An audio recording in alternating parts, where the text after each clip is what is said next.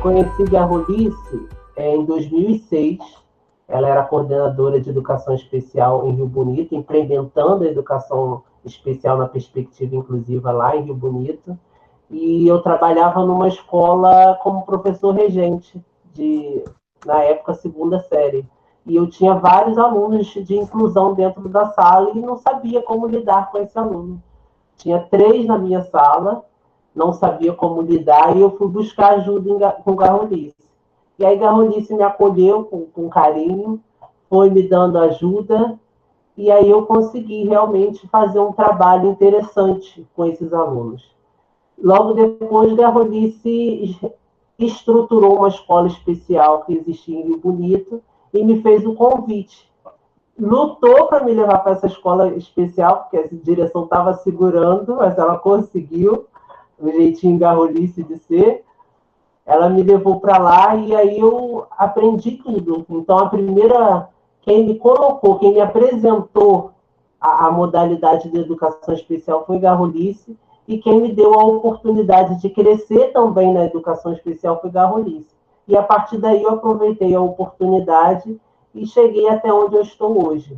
Então, assim, estou muito honrado, porque eu nunca imaginei que eu fosse dividir um momento de formação com Garrolice, que foi quem me trouxe para a educação especial, e poder apresentar um pouquinho do meu trabalho e das minhas concepções da educação especial para o município vizinho, porque eu sou de Silvo Jardim, então eu sou vizinho aí de vocês, poder apresentar um pouquinho do trabalho, poder compartilhar experiências com colegas de Casimiro de Abreu. Então, obrigado, Garrolice, obrigado, Betânia, pela confiança, e eu estou muito feliz de estar com vocês.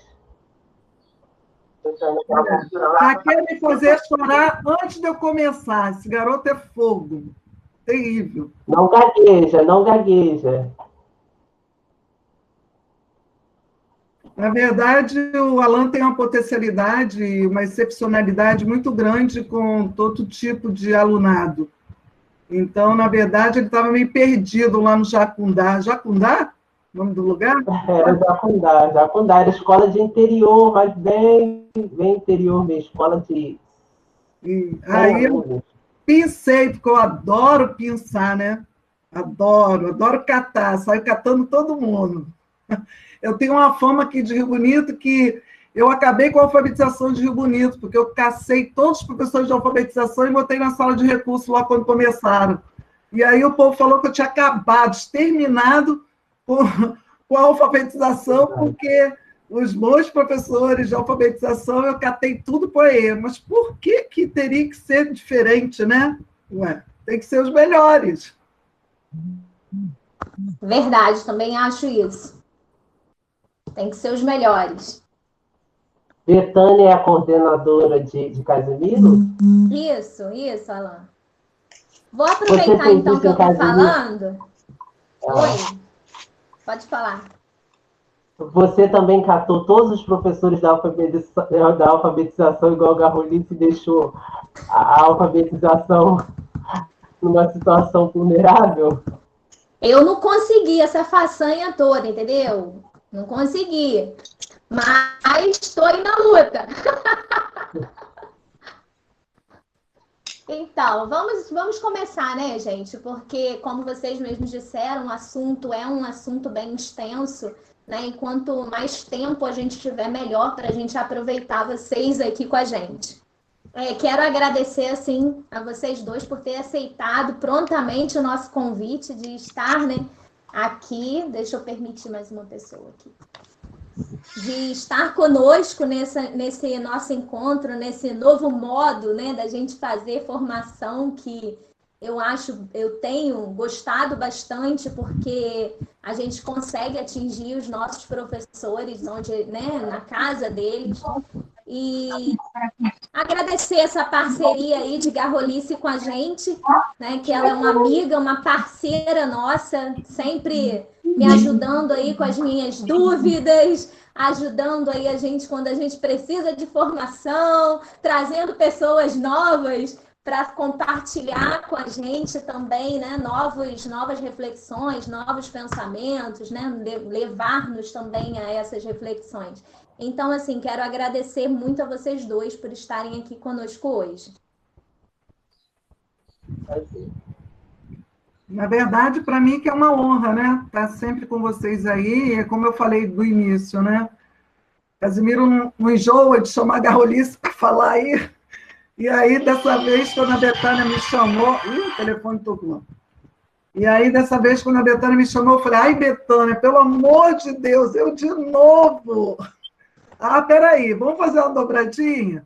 Eu quero chamar o professor Alain para também contribuir junto com a gente. E aí ela passou para a equipe gostou da proposta. E vocês não vão ficar, né, muito cansados da minha fala, né, e da minha face aqui junto a vocês. Então, vai ter uma divisão aqui com a Alain, que a gente vai tentar mediar, né? É a primeira vez que eu e a Alain estamos fazendo algo assim juntos, mas ambos conhecem o trabalho um do outro, conhecem o olhar um do outro, temos muita identificação, tanto profissional quanto pessoal, a gente se conhece muito, há muito tempo, né? Desde 2006, né? Ele fez questão de falar, né? E aí, é isso. Então, o que a gente puder aqui compartilhar com vocês vai ser um prazer. Nós também estamos na luta, também estamos reaprendendo. É um momento novo para todo mundo. Estamos todos nós nesse novo momento, né? Nesse novo fazer. Mas, quanto à formação, eu achei bem interessante esse novo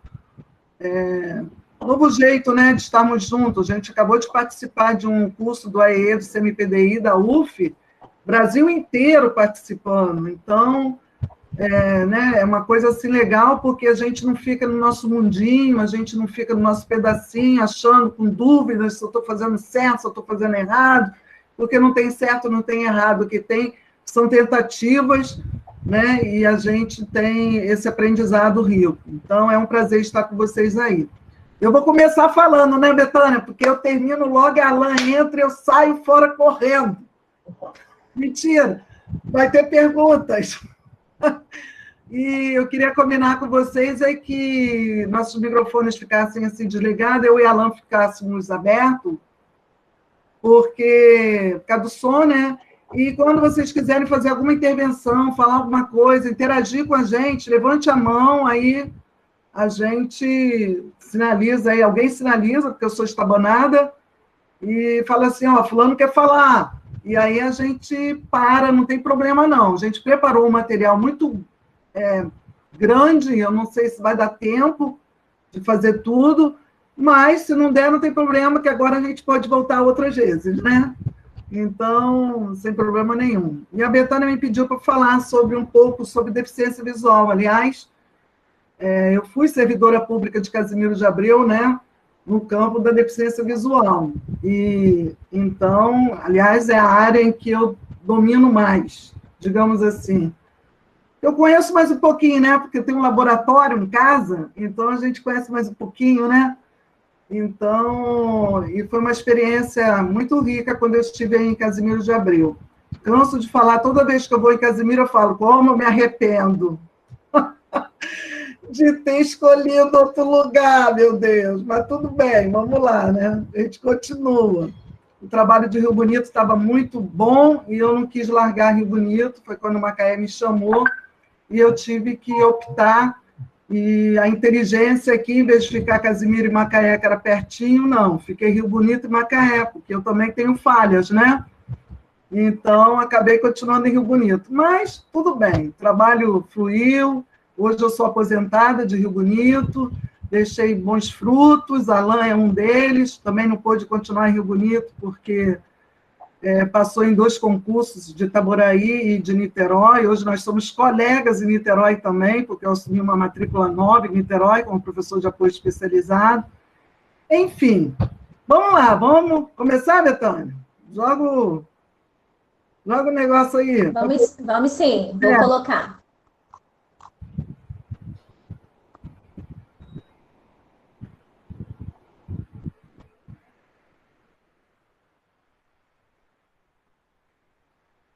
Então, a gente começa dando o título, né? Currículo Funcional e Estratégias Pedagógicas para Alunos com Impedimentos. A gente já começa com uma novidade, impedimentos, Garrô, né? Impedimentos, é a nova fala agora para pessoas com deficiência. Passamos aí por um recente curso onde, na verdade, não é uma palavra nova, porque ela vem lá da LDBEM falando em impedimento, a própria LBI fala de impedimento, mas, segundo o nosso querido professor Hélio Rico, as pessoas não estavam preparadas ainda para colocar as pessoas com deficiência somente com impedimentos, e sim com deficiências, porque é assim que o outro é visto quando lhe falta alguma coisa. Então, mas na verdade são impedimentos que a gente tem, impedimento visual, impedimento intelectual, impedimento de comunicação, impedimento físico, e aí nos foi apresentada essa nova versão, e a gente passou, né, por excepcional, passou por portador de deficiência, passou por pessoa com deficiência, e agora a gente tem esse novo, essa nova fala que a gente fala que são pessoas com impedimento. Qual impedimento a gente sugere, né? Se é visual, se é outro qualquer. Transtorno do espectro autista, e por aí vai. Enfim, então, o Alain, esse querido professor Alain, pode passar aí, Betânia. Nós já agradecemos, né, de imediato o convite de estar com vocês, e eu trouxe o Alain junto comigo, é professor especializado na educação especial na Prefeitura Municipal de Itaboraí, foi professor aqui em Rio Bonito durante 10 anos, se eu não me engano, dessa escola especial da qual a gente tentou ressignificar e passou por muitas mudanças, e foi professor, e é professor atualmente, né, em Itaboraí, e é professor de apoio especializado na Fundação Municipal de Niterói. Eu também, Jurassic Park, intermunicipal, já passei por vários municípios, não ia botar tudo que eu já fiz aqui, senão não ia dar. Então, né, a última formação minha, eu sou graduada em Educação Física e depois fiz todas as outras que vocês possam imaginar, e, né, mestre em Diversidade e Inclusão, a última formação, e espero que seja a última mesmo, pelo menos na vida acadêmica. E hoje eu estou como professora de apoio especializado na Fundação de Niterói e também coordenadora do campo de Macaé, com algumas escolas que trabalham com alunos com impedimentos diversos nas salas de recurso multifuncional. Vamos lá. É um prazer e uma honra estar com vocês novamente hoje, apresentando esse meu amigo e parceiro inclusivo, o professor Alain Macedo. Seja bem-vindo, Alain. Obrigado, Garrô. Muito obrigado. E aí a gente começa, né, já fazendo uma graça, né, porque eu sou engraçada. Eu sou ogra, mas eu sou engraçada. Gente, esse ano nem precisa de retrospectiva. Vamos só sair de fininho e fingir que 2020 não existiu, né, porque realmente está difícil. Por um lado, tem, como sempre, né, sempre tem coisas boas, e, por outro lado, sempre tem coisas muito ruins, porque quando a gente perde pessoas, é uma coisa muito ruim, e nada que seja bom vai superar isso. Então, para nós da educação, está sendo um momento novo, totalmente novo, a gente tem que trabalhar remotamente, com muito mais trabalho, com muita mais atenção, e tendo que nos redescobrir, professores diante da câmara, professores dando aula virtualmente, e como a Carminha falou, nunca vamos nos ser substituídos. Mas eu me lembro que lá atrás, quando eu comecei aqui os trabalhos em Rio Bonito, que eu fui implementadora, né, dos cursos que existe aqui, na área de educação especial, eu já falava, a Alain deve lembrar disso. Gente, se liga na tecnologia. Tecnologia vai dominar. Se liga. Eu falava muito de tecnologia e falava muito de Libras. Olha aí, vai ter esse povo aí precisando de gente com vocês. E agora a gente já está falando a educação 4.0. Misericórdia, né? Ainda bem que eu já estou recolhendo minhas meinhas, meu tricô e meu crochê, porque eu não vou dar conta disso. Enfim, vamos lá. Então, a gente já começa aqui com a Silvia Ru, falando da inclusão, a inclusão como problema que provoca a escola o tempo todo a repensar o que fazer para que, de fato, não ocorra uma pseudoforma de si mesma. Ela incomoda, pois não é homo ou anômala, porém híbrida, uma vez que ela coexiste encerrada nos espaços que, a princípio, a rechaçam, visto que não há por que se invocar a inclusão onde não há excluídos. Então, é algo assim para a gente refletir bastante, porque, na verdade, é isso que está... Quando que a gente ia ouvir falar do ensino híbrido? E hoje a gente já está aí começando a desenvolver isso, porque a gente não sabe quando isso vai acabar, né? Esse vírus veio realmente para modificar o nosso fazer em todas as ações nossas. E na educação não foi diferente. Vamos lá. Conceitos para uma prática inclusiva. Eu considero... Aí eu estou apresentando para vocês, gente, uma coisa chique, né? Descrição da imagem. Olha só, gente, não tem nenhum deficiente visual com a gente aqui no meio. Até a Alan falou, Garro, você botou... Eu botei, Alan, por quê? Boa tarde, gente. A gente tem que ter acessibilidade para todo mundo. Se a gente tem um professor aí cego ou com baixa visão, agora a gente teria a descrição da imagem, livro, papel, calculadora, canetas e lápis, dentro de um pote, caneca com líquido dentro, fórmula de matemática, esquadro e régua disponibilizados. Para eles, porque quantas vezes a gente passou o nosso PowerPoint com o nosso colega junto a nós, e ele ali só ouvindo o que a gente está falando, e as imagens passando, e ele não se percebendo do que estava acontecendo. E hoje a gente tem isso aí que faz parte, né, da legislação e que tem que se cumprir com a descrição da imagem. E Betânia me fez me perder aqui. Vamos lá, mas tudo bem, vamos lá. E aí a gente fala, não tem como falar de conceitos para uma prática inclusiva se não falar de adaptação curricular, de diferenciação pedagógica, de acomodação pedagógica e de desenho universal de aprendizagem. São as novas da educação, para todos. Não é só para os alunos com impedimento, mas para todos. Sigamos. Estou tentando acompanhar aqui também pelo meu rascunho aqui, mas tá difícil acompanhar duas coisas, né? Porque eu não consegui achar o cabo no meu outro computador. Então, a gente acaba fundamentando a nossa fala com o MEC também, né? Não se trata aqui de abrir mão da qualidade do ensino ou de empobrecer as expectativas educacionais para os alunos, mas de permitir a alunos com deficiência, texto é do MEC, então a gente teve que continuar com o termo, né, deficiências, que apresentam necessidades educacionais especiais ou o alcance de objetivos educacionais que lhes sejam viáveis e significativos em ambiente inclusivo na convivência com seus pares. Então, o que a gente quer dizer com tudo aqui, esse monte de palavras, embaralhar essas palavras, é que não é mais tadinho. Vamos fazer com ele uma bolinha de papel crepom?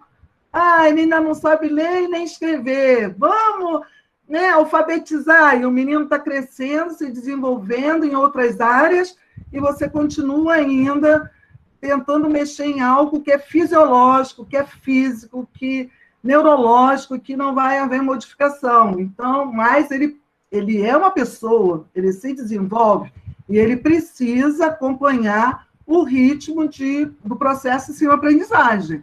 Então, muitos dos nossos alunos, e eu, com a Rosângela aí, podemos afirmar isso, que foi do meu tempo, tivemos muitas perdas significativas com esses alunos, porque a gente ficava muito tempo na classe especial ainda tentando desenvolver habilidades que esse aluno não ia ter, não ia conseguir por conta da condição dele.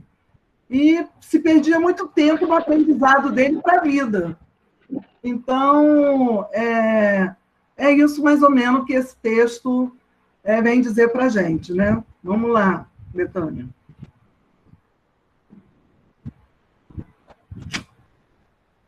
Então, partiu-se que a inclusão é uma aprendizagem dialógica, aprendendo com o outro. Ninguém aprende sozinho. E aí a gente tem a descrição de imagem de novo, como a gente não tem deficiente visual, eu vou ficar quietinha, não vou fazer a descrição da imagem, mas ela está aí para vocês fazerem a leitura. E Betânia está com pressa, passou, então vamos. Para o planejamento educacional individualizado. Desculpa, Carol. Não tem problema. Mas é por aí mesmo. O que eu quis dizer com o dialógico é que a gente não aprende sozinho, a gente aprende com o outro.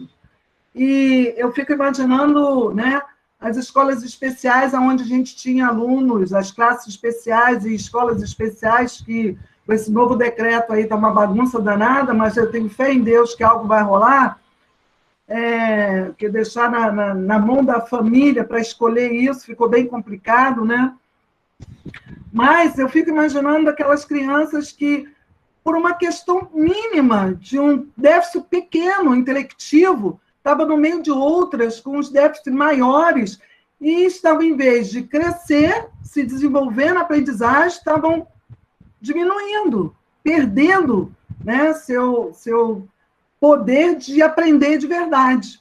Então, eu não menosprezo as escolas especiais. Não é isso. Eu penso que elas têm que ter um ressignificado e elas têm que ensinar aquilo que a escola regular não ensina.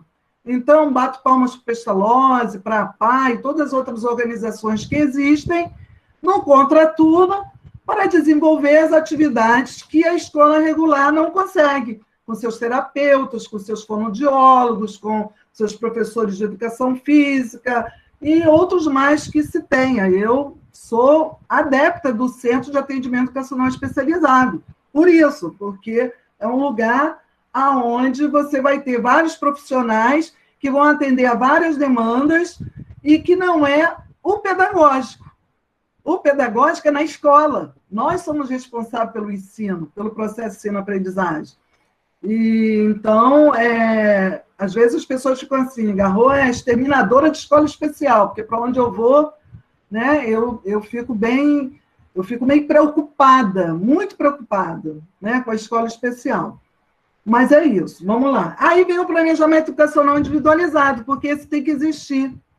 Não tem como você estar na sala regular de ensino sem ter esse PEI.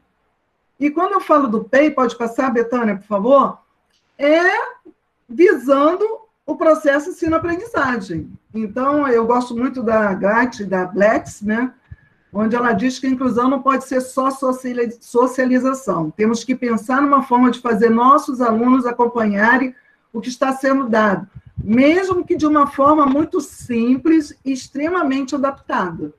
Foi por isso que eu fiz o convite à Alain para falar para a gente sobre currículo funcional, porque a gente sabe também que na nossa escola regular tem alunos que precisam muito de uma adaptação fora daquele currículo rígido, de conteúdo, conteudista, mas que, na verdade, tem conteúdo para que ele se desenvolva um novo momento da vida dele. Então, é necessário que esteja caminhando junto. E a gente só pode fazer isso com o PEI.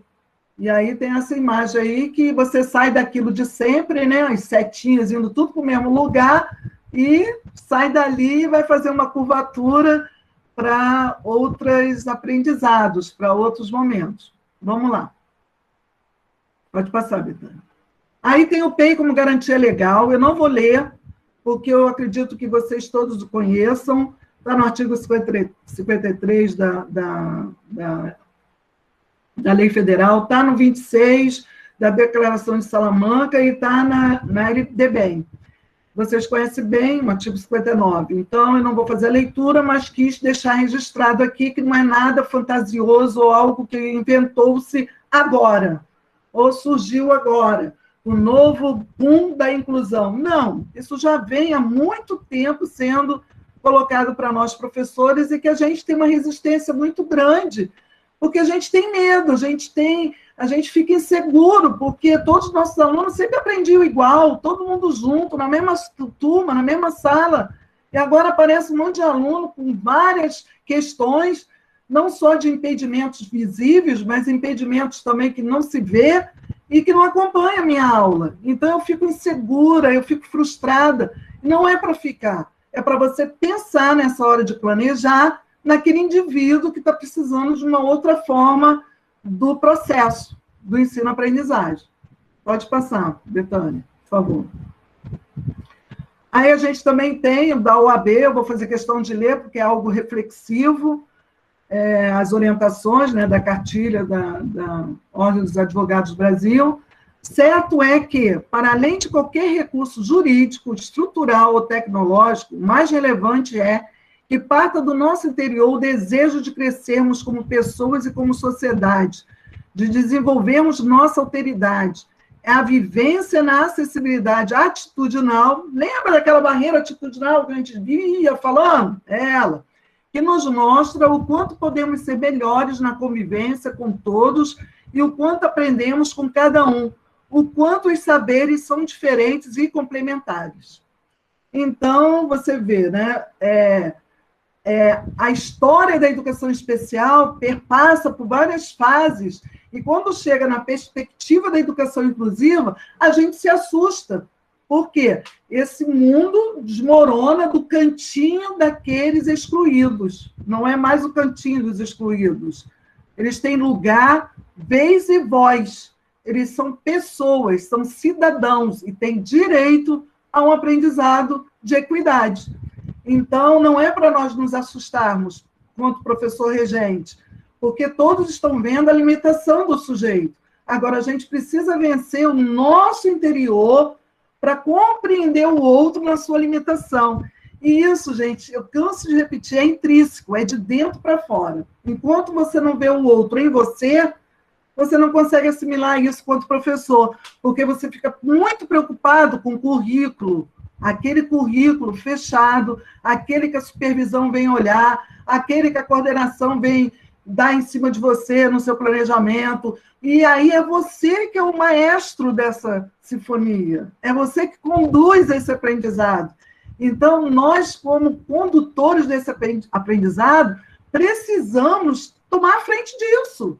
Não, mas peraí, eu tenho 30 alunos na minha sala, mas eu tenho 5 que têm um aprendizado diferenciado. Eu vou deixar eles para trás? Não, não vou. Então, eu tenho um plano de ensino individualizado para esses 5. Ah, vai dar mais trabalho? Sinto informar. Ser professor é ter trabalho. Não tem jeito. Quem escolheu ser professor, escolheu uma profissão das humanas. Escolheu uma profissão onde você é aquele que orienta, traça diretriz. Você é o mediador do ensino. Você é aquele sujeito que abre o cenário para as pessoas, para as crianças, para enxergar a letra redondinha do A. Somos nós. Não tem outra pessoa que faça isso. Não tem jeito. Pode passar. E aí, de quem é o planejamento? Quem elabora, quem contribui, quem executa, a quem se destina? São questões, e aí eu botei essas interrogações para chamar nossa atenção, porque fica todo mundo falando assim, mas não sou eu que vou ter que fazer? Mas quem vai fazer isso? São todos. São todos da escola, da unidade escolar. São todos, desde o secretário de Educação, quando ele assina algumas diretrizes municipais, ao professor regente que está lá na ponta, ao lancheiro, ao cara que está no banheiro, ao cara que está no portão. Todos participam desse processo. Todos eles fazem parte desse planejamento educacional. Todos eles têm que estar incluídos nisso, porque se não estiver a família, todo mundo. E aí você vai me dizer assim, agarrou família, agora você falou certo, a família, cadê essa família? Pois é, temos essa grande distorção social, que também faz parte da escolha que nós fizemos, de escola pública. Né? Porque se a gente quiser ter família presente, vamos para a escola privada. Talvez tenhamos, nem sei, tenho lá minhas dúvidas. Né? Mas na escola pública a gente ainda tem essa distorção social, que é a ausência da família, que a gente precisa estar o tempo inteiro estimulando. E agora, no tempo de pandemia, olha que legal, os nossos responsáveis precisam estar junto a nossos aluninhos para estarem acompanhando o aprendizado. Puxa vida, mas olha, a pandemia veio e acabou com tudo.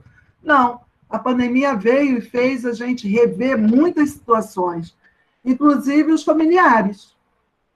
Então, eu sei que eu estou falando algo aqui genérico, né? Porque, né, não é com todo mundo que ocorre. Eu, por exemplo, sou professora de um aluno em Niterói, professora de apoio, professora dele não.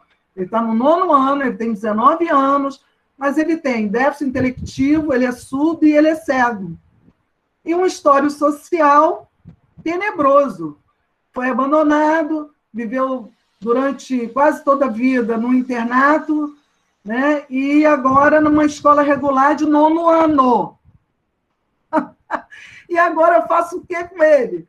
Virtualmente, pelo WhatsApp, pelo Face, por onde? O que eu faço? O sujeito não ouve, o sujeito não fala, o sujeito não interage, o sujeito tem déficit intelectivo. Rapaz, é difícil, hein? Mas só cai pedreira para mim, não tem jeito, não.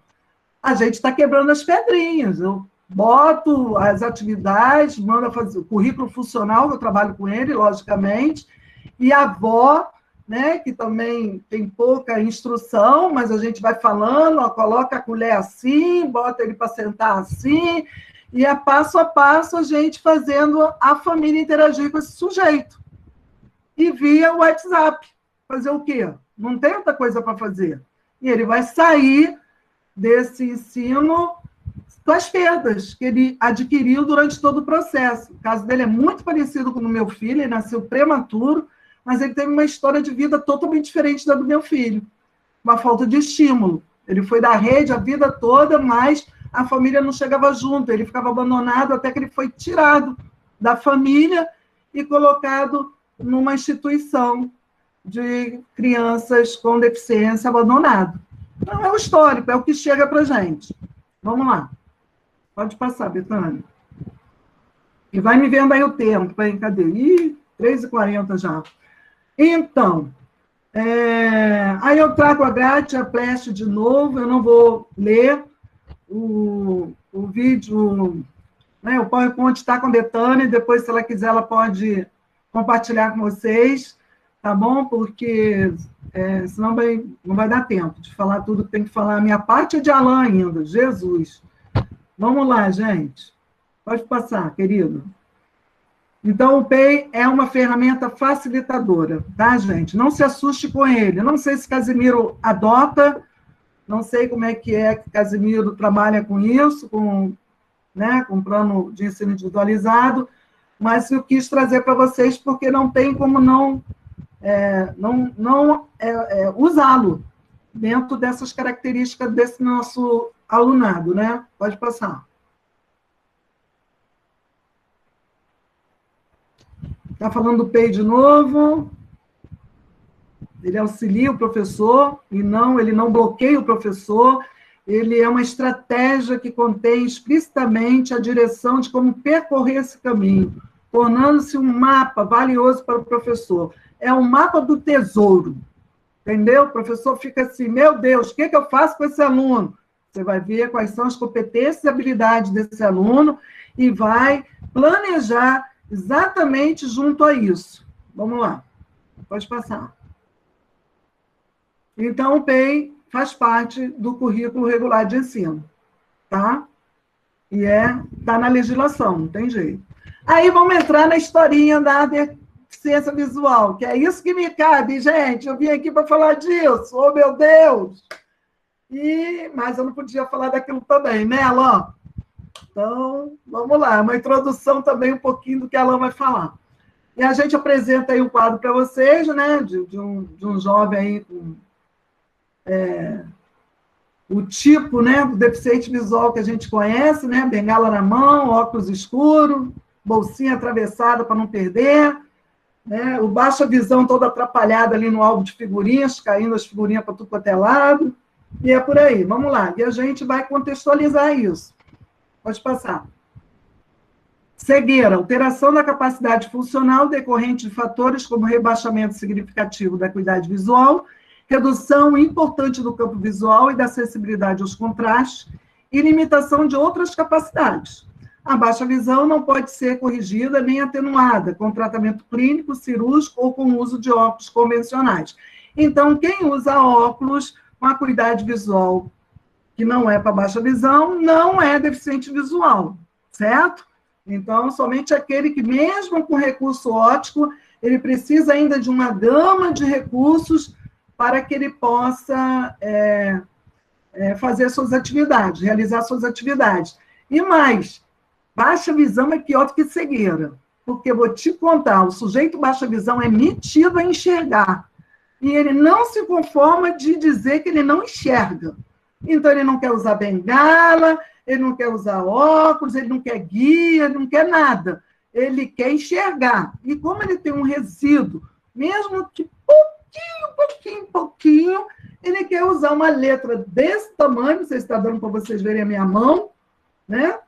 Bem grandona, que quando chegar lá no 6º ano, ele não vai dar conta disso. Enquanto ele está no fundamental, primeiro segmento, a gente vai caminhando. Se for cego só e baixa visão, não tiver outro impedimento associado, dá para se levar e vai se levando. Mas quando o sujeito chegar lá com 10 disciplinas, não tem jeito, a tecnologia vai ter que entrar nessa história, tá, gente? E aí o professor de AEE e o professor regente vai ter que saber que vai ter que falar para o seu aluno cego com baixa visão. Não tem jeito. Vamos lá. Pode passar. Desenvolvimento e aprendizado das crianças com deficiência visual. E aí eu foquei em 3 tópicos importantes, porque a Betânia me adiantou que a gente tem um público na educação infantil. Não é isso, Betânia? Isso. Em Casimiro de Abreu. Então, alimentação, vestuário e mobilidade são fundamentais para essa criança na educação infantil. E eu e a Alan, trocando figurinhas, falamos assim, mas, gente, tudo que é importante para todos é na educação infantil. E se a gente conseguir atingir o cego ou com baixa visão, nas tarefas da educação infantil, nós vamos atingir o nosso deficiente visual, porque vai ser muito legal. E não é porque ele é cego, ele tem baixa visão, que as coisas não têm que ser coloridas, não têm que ser divertidas, não tem que ser toque, é tudo muito gostoso com essa criança. Você tem que fazer tudo com ela, você tem que não fazer junto com ela. A diferença é essa, que você vai ter que levar esse sujeito a segurar na sua mão, na hora que for trocar uma roupinha, você vai ter que fazer os movimentos por trás dele, para poder ele segurar a mão e ver o movimento que você faz, na educação física, na brincadeira, para subir no balanço, em tudo. Então, a educação infantil é importantíssima para o deficiente visual. O cego, o deficiente visual, baixa visão, ele é duas categorias, deficiência visual, baixa visão e cegueira. Ele leva mais tempo para aprender. Exatamente por quê? Porque é através da visão que a gente aprende mais rápido. Só isso. A gente viu e já sinalizou. Ele não, ele leva mais tempo para ele chegar aquilo ali, para ele tocar aquilo ali, para ele desenvolver a perda do medo de tocar naquilo ali, de tocar em você, de levar o susto quando você toca nele, porque quando a gente chega, a pessoa chega perto da gente, toca na gente, a gente está vendo, ele não tem isso. Então, a percepção dele é muito boa nos outros sentidos. Pode passar.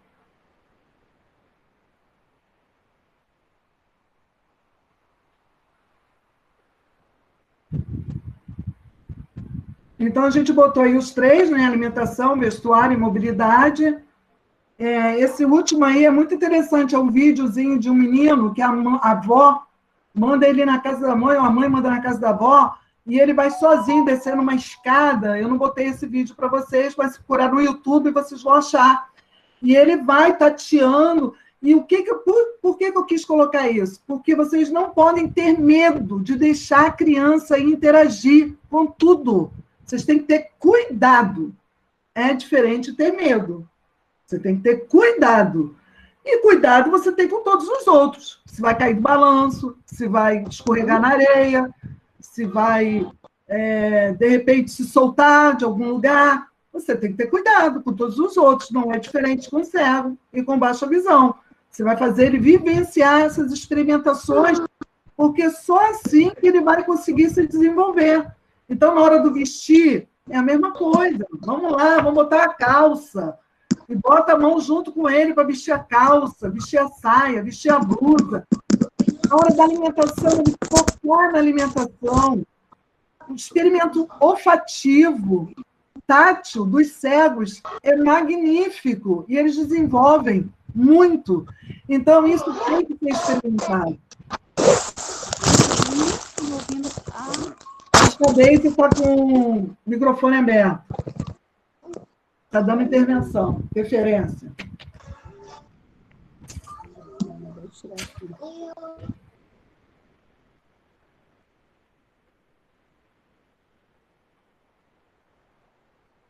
Parou aí, Betânia?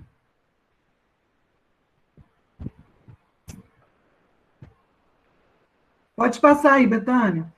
Então, o que a gente sugere para vocês é que vocês explorem todos os sentidos. E isso é com todas as crianças. Então, a atividade que você for preparar de cheirinho para a educação infantil vai também atender a criança com deficiência visual. A tinta, o melar. O cego tem uma coisa de melar a mão. Por quê? Porque ele não experimenta isso. E a gente tem que pedir à família para brincar com ele, melando a mão, pegando no peixe em casa, pegando na galinha, catando feijão, metendo a mão na vasilha de arroz.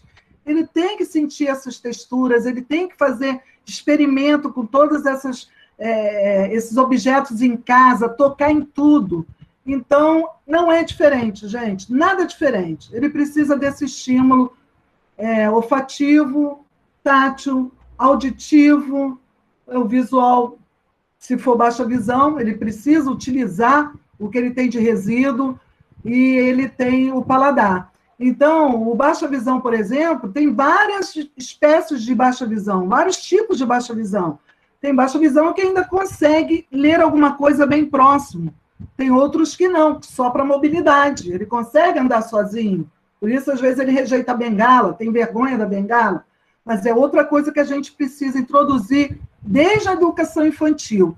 Na educação infantil, eu sugiro aqueles pedalinhos que tem um pauzinho com uma varinha, e a gente coloca assim, a gente brincava com as crianças para andar com as crianças, batendo a borboletinha. Não sei se vocês lembram disso, eu ainda tenho hoje ainda alguns aqui. Um pedalozinho que a gente andava com um pauzinho na mão, que é a pré-bengala. Já é início para a direita, para a esquerda, para frente, para trás. Então, são objetos que também as crianças que não têm impedimento visual podem brincar. Então, não é nada diferente. Vamos passar. É porque, como o número de deficientes visuais é bem menor, do que os outros impedimentos, aí o deficiente visual, às vezes, fica de olhado. Dia 13 de março. A Sônia está com o áudio aberto.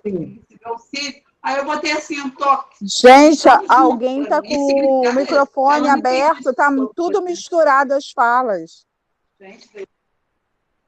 Eu estou procurando para fechar. Acho que já fecharam. Fecharam. Onde eu parei?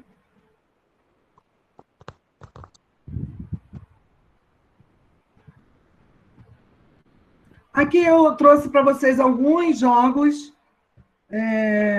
que, na verdade, vocês já conhecem da educação infantil para todos, que serve para todo mundo. Não tem diferença. Você vai poder aproveitar isso aí com todo mundo, de brincar com esses jogos, né? de memória tátil, as carinhas, montando as carinhas. Às vezes a gente faz essas carinhas no papel xerocado. Vamos experimentar fazer isso com botão, experimentar fazer isso com outras coisas. Eu sei que com educação infantil é complicado peças pequenas, porque a gente fica com medo que as crianças bote na boca e engula, né? É aí que eu falo, tem que ter o cuidado, mas não tem jeito. Porque as crianças que não têm perda visual experimentam rabiscos desde bebê. Eles pegam um trocinho de caneta e saem rabiscando tudo. Pela parede, pelo chão. O cego não tem isso. O lápis dele é um punção, é um prego. Praticamente um prego de ponta. Como é que a gente vai colocar punção na mão de um menino desse? Ah, mas tem que colocar. Ele vai furar o papel, ele vai furar a espuma, a esponja, mas ele precisa ter acesso a isso. Então, na educação infantil, a gente esquece de fazer isso, e aí, para iniciar o braille com ele, fica bem difícil. Ele precisa ter uma boa lateralidade, ele precisa saber o que é direita, esquerda, em cima, meio, baixo, ele precisa saber diagonal, porque os sinais do braille é assim, as letras são formadas dessa forma, né? Então, a gente precisa, na educação infantil, estar trabalhando isso. Ali, o alfabeto braille, eu penso que na sala de aula que tem um aluno com cegueira ou baixa visão, a gente pode manter o alfabeto com as letras, e mais a letra alfabética, e mais o braille, mais a libras, e mais tiver outra simbologia, coloca também, e coloca os, né, os objetinhos, os objetos mínimos dentro das sacolinhas, porque eles precisam tatear, eles precisam experimentar a coisa concreta. E isso é para todo mundo, não é só para o deficiente visual. Vamos lá, pode passar. Aí eu trouxe também um exemplo de tapete tátil, tapete sensorial, que você faz com caixa de ovo. Olha que legal, que serve para todo mundo. Não é só para quem tem cego, só cego. Serve para todo mundo. E você pode categorizar e fazer de outras formas. E tem outros com outras, no EVA, né? Com outros formatos de táteis, né? Vamos lá, pode passar. Acredito que todo mundo conhece isso. Isso aí são as reálias com a escrita em tinta e braille de miniaturas. Eu sempre trabalhei muito com isso. É próximo daquilo que é real. Tudo que é real é tudo aquilo que é próximo, que é real. Claro que a gente vai falar para a criança que a faca é maior do que essa aí, que a colher é maior do que essa aí, o garfo é maior que essa aí. Então, sempre que a gente puder trabalhar o real, melhor. Não pode trabalhar o real, e aí eu estou trazendo para a educação infantil, então, até ele, né, ter a compreensão desses objetos, é melhor trabalhar com miniaturas. Pode jogar a outra, Betânia. Mas, na verdade, o ideal é trabalhar com real. Então, a gente tem fruta em miniatura, pode jogar, Betânia. A gente tem animais em miniatura, a gente tem N sugestões e eu sugiro que a gente trabalhe com caixinhas também com essas miniaturas. Aquelas caixinhas de sorvete, que bom, ou sei lá, qualquer sorvete, a gente coloca o A do lado de fora e coloca tudo que é objeto que começa com a letra A dentro daquela caixinha. Anel, tudo avião, tudo que começa com a letra A, a gente coloca naquela caixinha. E do lado de fora tem a letra A, da forma escrita convencional, tem braille e tem livre, se for o caso. Você já sinaliza ali para a criança alguma coisa, porque ela vai aprender a mexer com aquilo ali, e ela já vai tomar posse também da escrita do seu nome. Porque o cego precisa aprender a escrever o seu nome. Nem que seja só o primeiro nome. Ele precisa ter a sua identidade com a sua assinatura. E uma coisa que a gente comprova muito aí, as pessoas adultas que perdem a visão, perdem sua cidadania na identidade. Por quê? Os órgãos aí públicos fazem com que o adulto use o dedo para assinar, enquanto que ele é alfabetizado. Ele não é analfabeto, por que ele vai usar o dedo? Ele tem que assinar a sua assinatura, só que ele é treinado para isso. Então, se desde pequeno ele for treinado também para ter uma escrita do seu nome, é importantíssimo isso. Na areia, na tinta, no que for, ele traçar o primeiro nome dele. Pelo menos isso. Aí depois, lá nas séries seguintes, a gente vai acompanhando, porque aí é um trabalho do AEE. É um trabalho que é feito na sala de recurso multifuncional, né, com essa criança no contraturno, para que ele aprenda as outras habilidades que são necessárias. Até aqui a gente está falando de classe regular.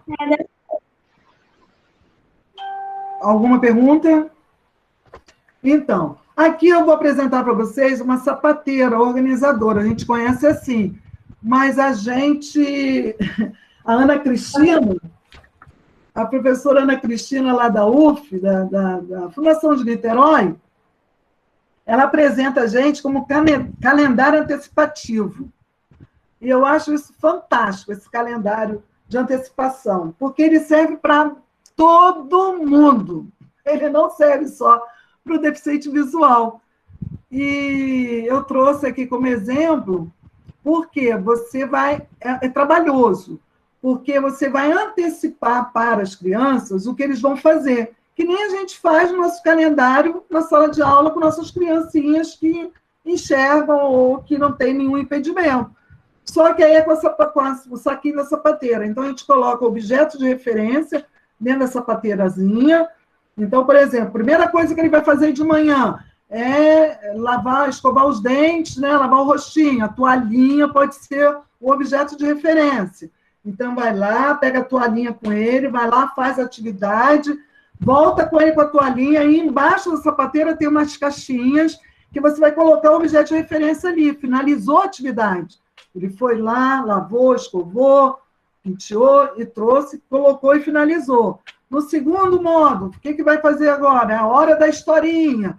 Vai lá, bota o livrinho de história, vai botar um objeto de referência da atividade dentro da sacolinha. Foi lá, contou a historinha, participou da rodinha, não sei o quê, vai lá, finaliza. Isso serve para autista, serve para deficiente visual, serve para intelectual, serve para todo mundo, até para a gente, que é meio estabanado, desorganizado, as caixinhas, né? Então, a gente trouxe rapidinho para vocês aí. Mas quem tem isso com muita propriedade é a professora Ana Cristina, lá de Niterói. E que, se você quiser, Betânia, ela vai dar uma formação agora, dia 3 de dezembro, para a gente, lá em Macaé, online também, ela e a Aime. Então, se você quiser, a gente pode contactar também, que ela é show de bola, tá bom? Também está disposta a compartilhar os seus saberes. Pode passar, gente. Pode passar, Betânia. E eu trouxe para vocês o surdo-cegueira, se você conhece. Por quê? Tem muita gente que pensa que o surdo-cegueira é uma deficiência múltipla, e não é. Ele é um impedimento, surdo-cegueira. E ele pode ser a pessoa ser cega e ficar surda, ele pode ser surdo e ficar cego. Ele pode nascer com ambos, mas não ter questão intelectiva. E aí você precisa também interagir com esse sujeito. Aí a gente vai soltar para vocês um trailerzinho do vídeo da Helen Kelly para vocês. O primeiro é curtinho.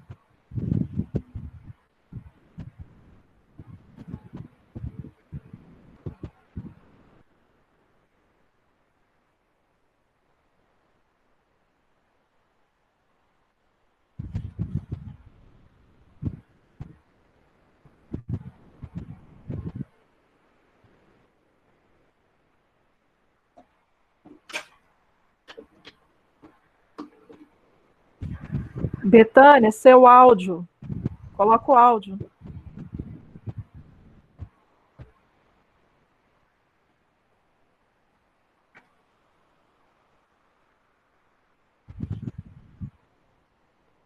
Tem essas coisas, né, gente?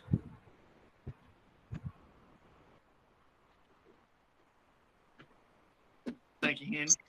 Thank you, bud. So what was that? Some sort of game? Vou mandar o link. Tem gente com áudio ligado.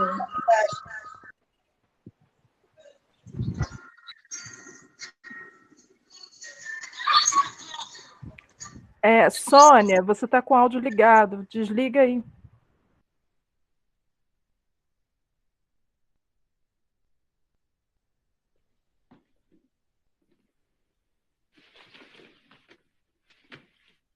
Thank you, Henry. Thank you, Buzz. So what was that? Some sort of game? It's an alphabet for the deaf. Each letter has a sign. D, O, L, L. Doll. First, she will learn to imitate D, O. Oh, she can imitate things, all right. Like a regular little monkey. A bright little monkey. T.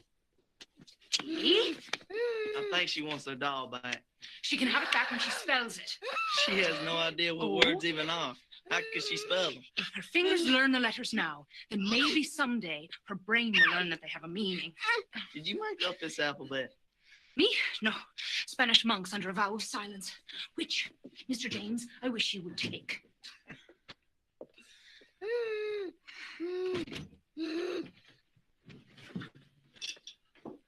Pode soltar logo o outro, Betânia.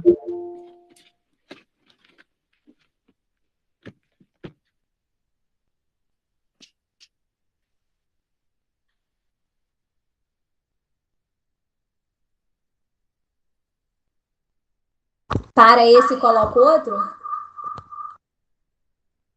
Logo depois desse, colocar o outro. Já está finalizando. Desculpa.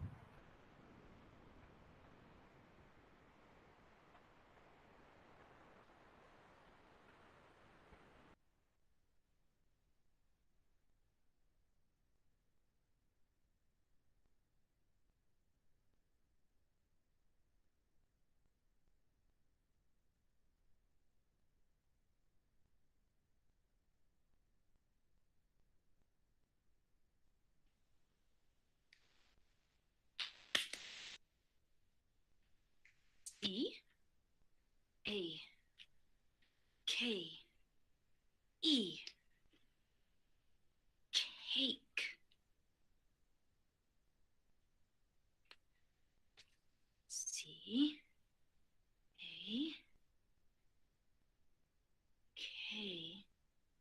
E. Very good. Cake.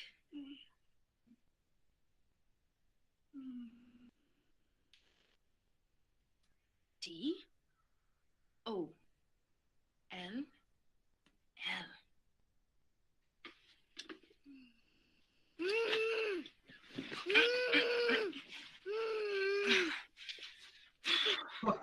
D. Você vê que hoje vai dar. L. Very good. Who's first?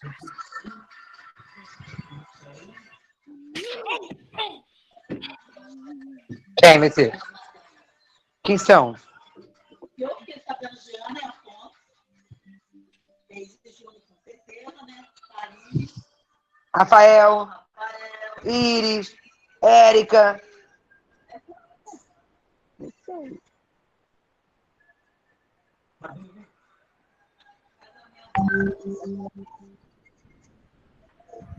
Isabelle.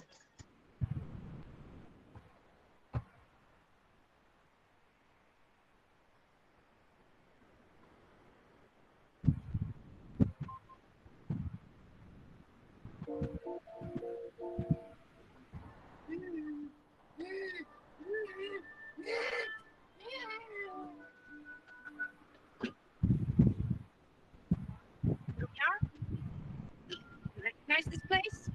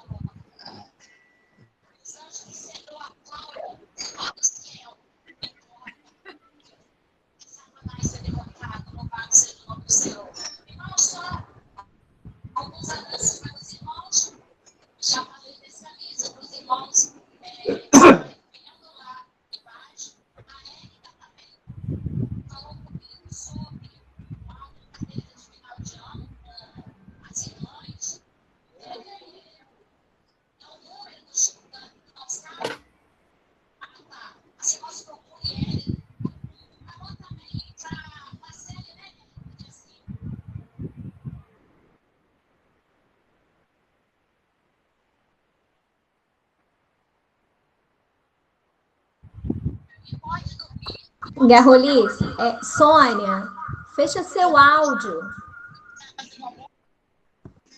Desculpa.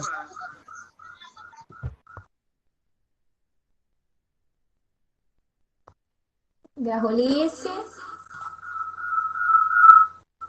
Oi. Quer que coloque o outro?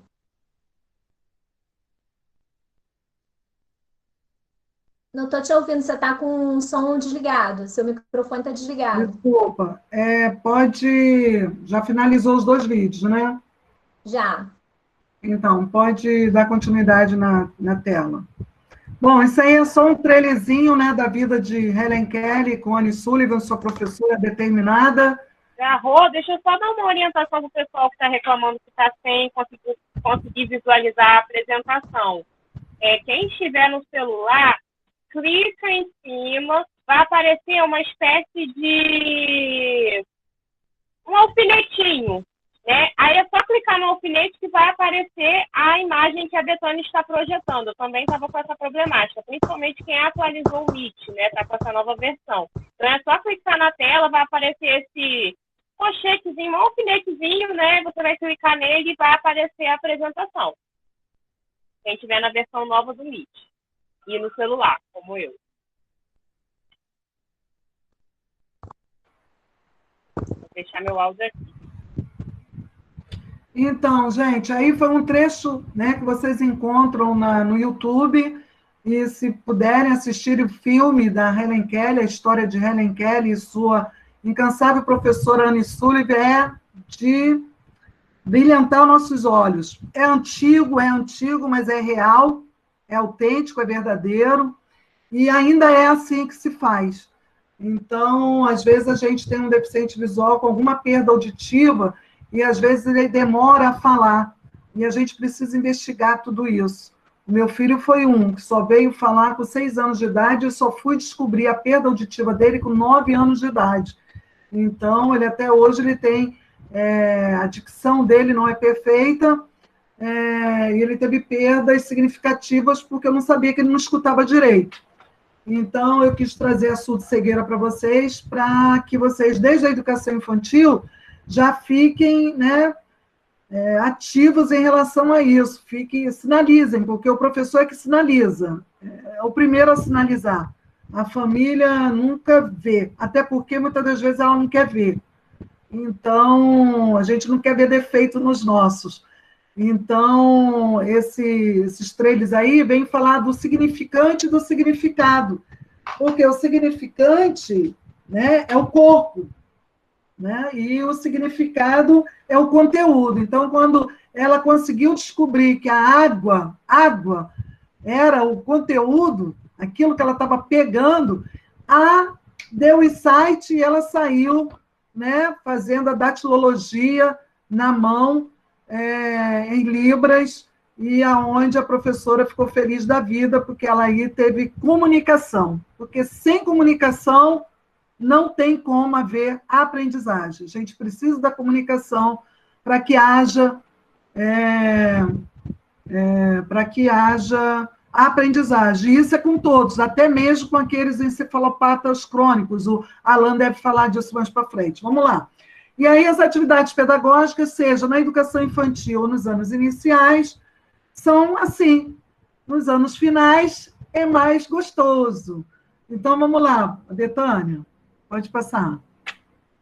A gente apresenta para vocês a audiodescrição. Eu acho que no último encontro que eu fiz com vocês, eu falei alguma coisa, mas agora estou trazendo novamente a baila, porque é necessário a gente ter esse conhecimento de forma bem fundamentada. A audiodescrição padrão tem por objetivo oferecer ao usuário acessibilidade a todo tipo de produto visual. Por isso que eu botei as descrições de imagem para vocês aí nos slides. E condições de aprender o conteúdo didático veiculado por imagem junto com seus colegas em ambientes de aprendizagem inclusivos. As diretrizes da audiodescrição didática devem levar em consideração que não se deve privilegiar um aluno em detrimento do outro. O conteúdo e as atividades devem ser as mesmas para todos, em qualquer ambiente de aprendizagem. Pode passar, Betânia. E aí a gente colocou a audiodescrição padrão, um quadro com a audiodescrição didática. A audiodescrição padrão descreve o que está na imagem. A didática apresenta informações extras, através de legendas, de notas proêmicas e apostos. A padrão prima pela objetividade. Já a audiodescrição didática considera a subjetividade. Então, a didática ela é minuciosa, ela vai em detalhes, ela precisa ser falada em detalhes para o aluno, para ele poder compreender. A invisibilidade do tradutor, na outra, na didática, tem a visibilidade do professor. O professor vai estar interagindo o tempo inteiro. Ausência de interpretação, presença de interpretação. Linguagem neutra, linguagem adaptada ao contexto. Você vai contar uma história com aquelas coisas gostosas de se contar, né? Então, foi que chegou, né? Algo assim, parecido com essa doideira que eu fiz aqui. A padrão é sem emoções e a didática, emoções a favor da oralidade, mais ou menos o que eu fiz agora. E apareceu a bruxa! Tan, tan, tan, tan. Então, você tem que botar aí. E vai assim, né? Aí está o quadro, eu não vou ler todo, porque vocês estão lendo, e é interessante vocês conhecerem, né? Foco na obra, não. Na didática, no receptor, tecnologia de acessibilidade visual, ferramenta de ensino com imagens, apresenta a imagem ao receptor, auxilia na aprendizagem do aluno. A gente tem visto muito isso no Facebook, né? Para cego ler, para cego ver, aí bota a descrição padrão, mas se fosse para o aluno, já não seria essa, ok? Podemos passar. Rapidinho. Aí eu apresento para você Mateus, que eu acho que eu já levei para Casimiro de Abreu Mateus quando ele estava no ensino fundamental. Agora ele está no ensino médio. E eu quis trazer para vocês como a professora está interagindo com ele no ensino médio, na escola do Estado. Uma atividade que ela propôs. Já estou acabando.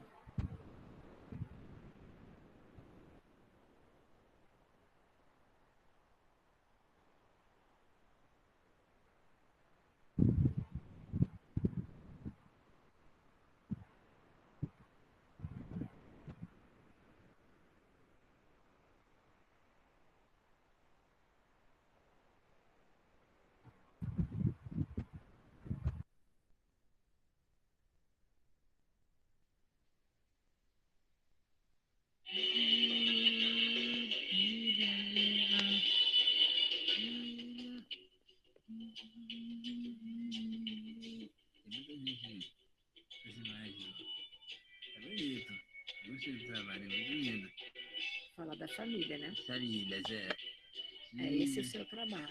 Bem grande. Dá para enxergar? Dá, tudo Dá bem. para entender o que ele está falando? A Dá, música? dá. Está falando de quê? Da família.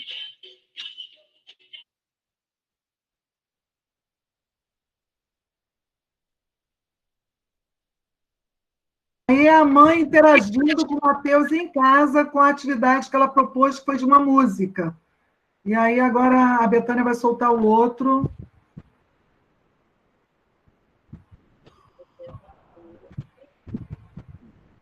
Aí tem algumas perguntinhas. Você já conhecia essa música? Já conhecia. Qual o tema central da música? Aí você vai responder. Família, já escutava. Família, já escutava. Tem algum trecho específico da música com o qual você se identifica? Qual? É muito bonita, tá? Linda pra caramba. Será que todas as famílias são iguais? Famílias Será, hein? são iguais, são diferentes. Então podemos dizer que a família representa união entre pessoas que possuem laços sanguíneos de convivência e baseados no afeto. Sim. Então, eu trouxe para vocês só um pedacinho da atividade sendo desenvolvida por Mateus em casa, junto à mãe, e que a professora faz toda a atividade em áudio para ele.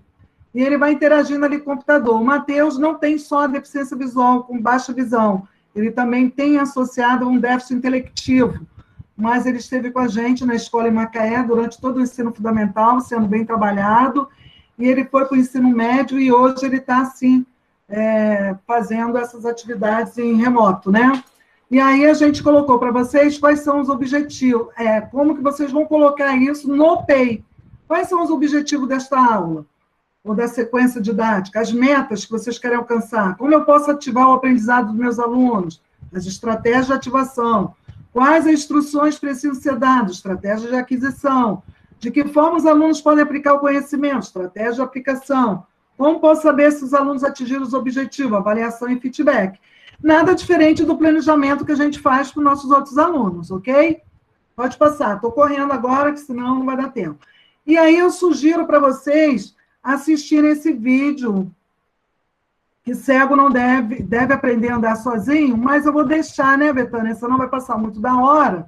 E a Betânia depois compartilha com vocês aí no WhatsApp, e o endereço do YouTube, porque é bem interessante esse canal, inclusive, esse canal é desse menino, e ele dá umas dicas bem legais para lidar com o cego. Senão vai passar muito do tempo de Alain. Vamos lá. Depois eu passo o link para elas. Isso. Vamos dar continuidade, que eu estou fechando para a Alain entrar. Calma aí que eu vou voltar lá. O tempo é muito curto, né, para gente, mas... É verdade. Tudo que tenham sido proveitoso. O desenho universal de aprendizagem, planejando a aula numa perspectiva inclusiva. Então, é esse o desenho universal da aprendizagem. Você tem que planejar de uma forma em que você veja que todos os seus alunos estão dentro daquilo que você quer alcançar, nos seus objetivos. O conteúdo, ele pode não ser diminuído, mas ele pode ser explorado de maneira diferenciada, tá bom? Pode passar, Betânia.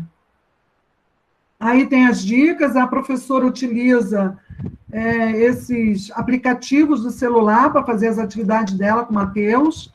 Está aqui em cima, né? O X-Recorder e o outro que está ali da Amazônia, e ela vai transformando. Enfim, nós viramos TICs, né? Nós temos que aprender a trabalhar com os aplicativos, com a informática, de uma maneira bem legal. E aí tem umas dicas da nova escola, e, enfim, tem algumas dicas para esse tempo de pandemia, que eu creio que nós estamos passando aí um sufoco para preparar nossas aulas. Eu acho que eu finalizei. Vamos ver o último. Finalizei, finalmente. Finalizou.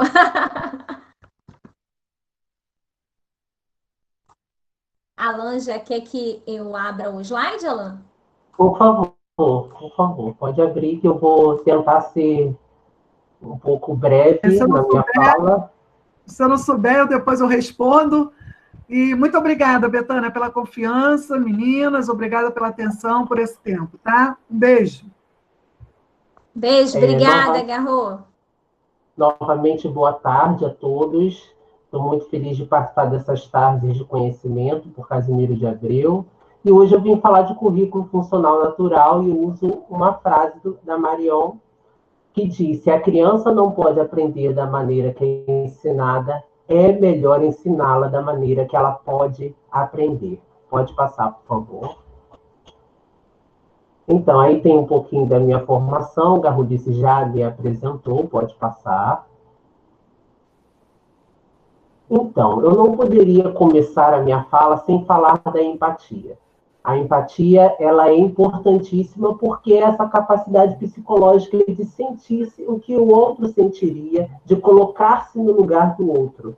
Na educação especial, a gente jamais poderia trabalhar com o outro na área de humanas se a gente não tivesse empatia, né? A empatia, ela leva as pessoas a ajudarem umas às outras e está intimamente ligada ao altruísmo, né? O amor e o interesse pelo próximo, a capacidade de ajudar.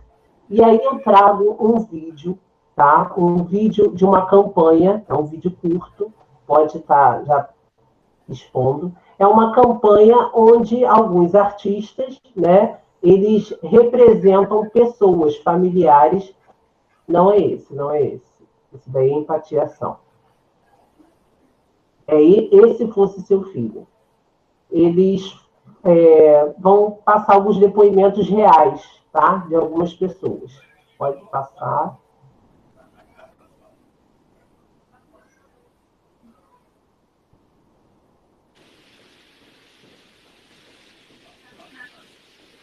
Eu fui para a reunião na escola achando que era só mais uma dessas reuniões de final de ano. Lá pelas tantas, no meio das conversas, uma outra mãe se levanta e diz: eu pago muito caro essa escola para ter uma criança deficiente em sala, atrapalhando a educação do meu filho. Silêncio constrangedor. Ninguém falou nada. Outra mãe se levantou e começou a questionar sobre uma lancheira perdida e absolutamente mais ninguém tocou no assunto. Mas eu nunca mais consegui esquecer aquela frase. E se fosse o seu filho? Eu estava no elevador com meu filho e aí ele começou a mexer as mãos. Começou a se balançar. Estava ali quietinho, de repente começou a balançar as mãos. Aí tinha uma mãe, uma filha no elevador comigo, e essa menina me perguntou: mãe, como faz isso? Aí a mãe imediatamente respondeu: Gente, tem alguém com áudio aberto e aí fica dando interferência no vídeo. Acho que é o Abel.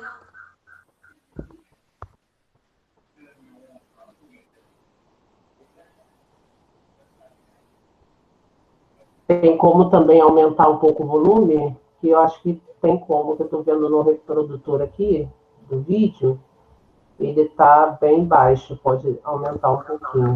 Tá, vou aumentar. Não sei, minha filha, ele deve ter algum problema. Não chega perto dele, não. Fica aqui com a mamãe. Eu tive vontade de sair correndo dali. Desci no primeiro andar, não era nem meu andar. E se fosse seu filho? E se fosse seu filho? Dia bem difícil. Talvez fosse o calor ou alguma dor que ele estivesse sentindo e não conseguia me explicar. E eu também não conseguia entender. Eu sei que aquele dia ele estava berrando bem mais do que nos outros. Foi quando a polícia bateu na minha porta. Foi assim que eu descobri que a minha vizinha tinha chamado a polícia, dizendo que não aguentava mais os berros do meu filho. Quando o policial viu que meu filho tinha autismo e não conseguia falar, ele ficou tão sem graça. Me pediu desculpas. Quando ele estava indo embora, ele se virou para mim e falou: mas ela sabe? Eu falei: ela sabe. O policial baixou a cabeça e entrou no elevador. E se fosse o seu filho? Era Natal. A família começava a organizar um encontro. Meu filho não conseguia ficar acordado até tarde, em função dos fortes remédios que ele estava tomando. Ele precisava dormir até as 9 horas da noite. Expliquei a situação à família e pedi que eles marcassem o encontro um pouco mais cedo. Assim ele poderia aproveitar pelo menos um pouco. Foi minha mãe que respondeu no grupo da família: Natal é à noite. Tem que ser até a missa do galo. Detalhe: nem católicos são. E muito menos assistiram à missa. Esse ano, não fomos ao Natal da família. E se fosse seu filho? Pode cortar. Esses daí são atores, né, que representaram depoimentos reais de questões de falta de empatia de outras pessoas. Né? Nós estamos acostumados a ter essa falta de empatia por pessoas desconhecidas, mas muitas vezes acontecem dentro da própria família. Né? Mas hoje em dia, ter empatia é importante, né? É fundamental na nossa profissão. Mas hoje em dia, com a situação que nós vivemos, nós precisamos criar o conceito de empatia-ação. Não adianta eu me colocar no lugar do outro e não fazer nada por ele. Eu preciso fazer algo por o outro para poder modificar essa realidade. E nós, professores, né, nós aprendemos com Paulo Freire, nosso patrono da educação brasileira, que nós somos transformadores dessa realidade. E por isso que a gente precisa se colocar no lugar do outro, mas, sobretudo, ter uma ação diante dessa problemática. Então, vou trazer para vocês um vídeo que mostra um pouco desse conceito que eu quero trazer para vocês de empatia-ação. É um acidente, vocês vão ver que é um acidente.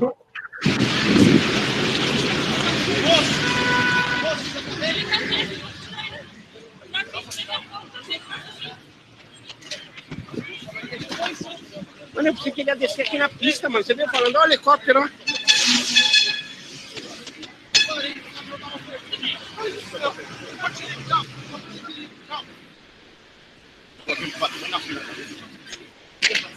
Houve um acidente, né, de helicóptero e que bateu, né, chocou com um caminhão e o motorista está ali no meio das ferragens, passando por uma situação, e uma mulher foi lá, subiu, né, teve atitude, ela se colocou no lugar dele e teve uma ação. Diante de tantas pessoas que estavam ali, tinha gente preocupada, por exemplo, em filmar, em tirar foto para as redes sociais.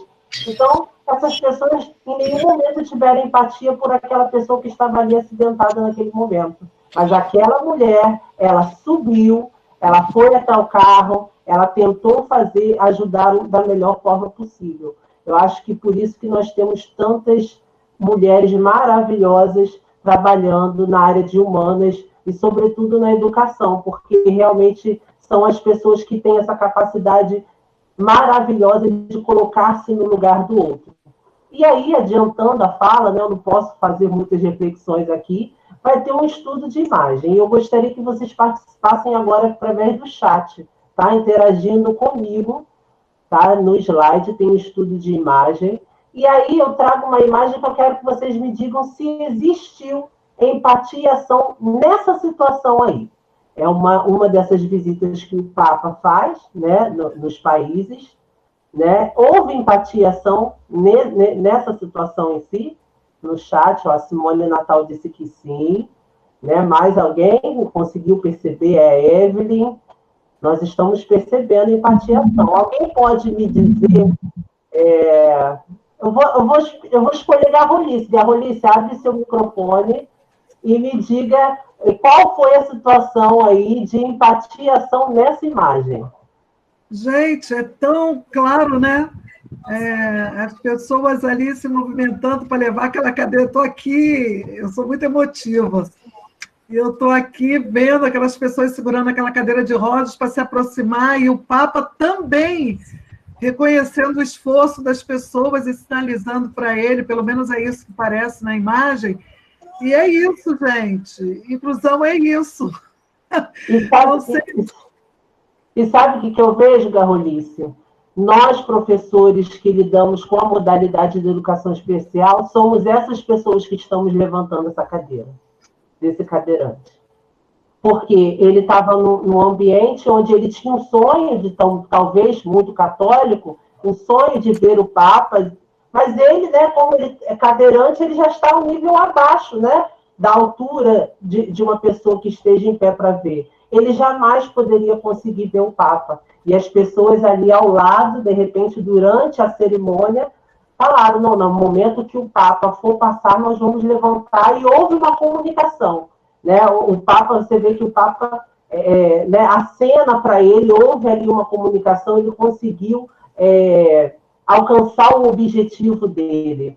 Né? E eu vejo que nós somos esses professores, porque muitas vezes a gente abre mão, essas pessoas muitas vezes abriram mão de ver o Papa, de participar, para que o outro faça. E isso está ligado muito com a questão da empatia à ação. Eu preciso adiantar, vamos lá, correr aí com o assunto. Mas muito obrigado por vocês terem participado aí. E aí o meu assunto hoje é currículo funcional. Né? Garrolice já deu uma pincelada, então eu vou ser bem rápido para a gente poder adiantar e conseguir dar conta disso no nosso horário ou não atrasar muito.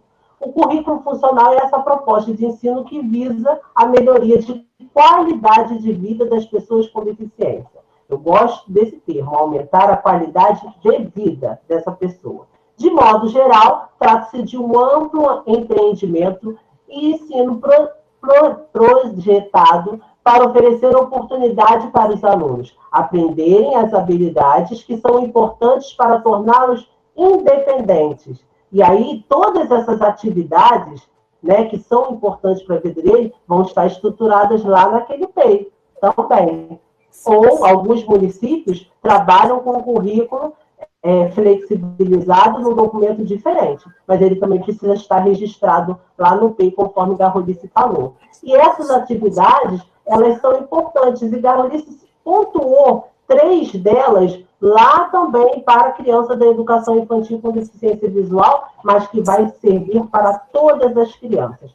O currículo funcional é o currículo de vida, mas é importante integrar essas atividades, fazer a atividade na escola, mas também orientar a família para que esse trabalho seja dado continuidade em casa. Pode passar, por gentileza.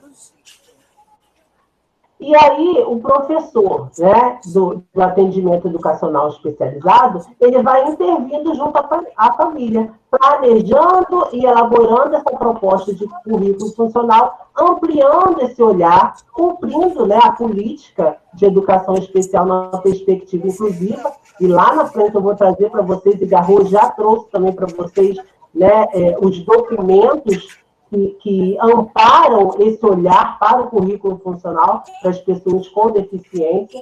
Então, esse currículo ele vai trabalhar, sobretudo, nas necessidades individuais daquele indivíduo. É assim que sou.